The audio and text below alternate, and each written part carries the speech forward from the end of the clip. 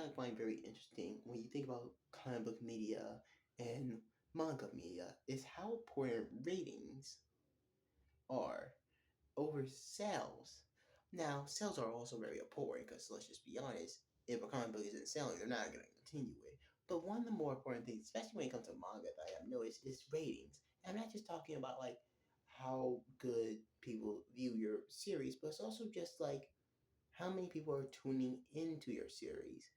And I think this is a dynamic that is faster just because of how their media works.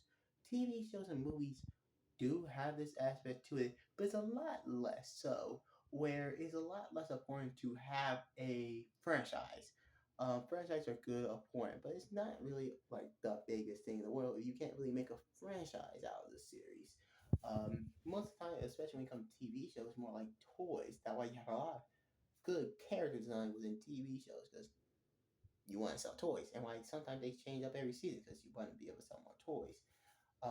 Versus movies where it's more like you do want good ratings, but with more points or cost effectiveness because of how big they are.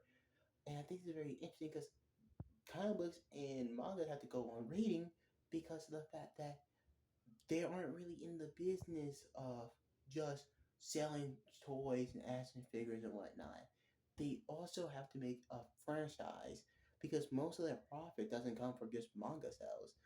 Some of them do, like One Piece, but a lot of like the profit and a lot of people's interpretation of the source material and whatnot does come from movies, and it's why in comic books and whatnot you will see a change of it, how the character are depicted because of how people expect it to be in the movie, and that's also why in mangas sometimes the manga creator have to change what they're going to go for because the ratings are down.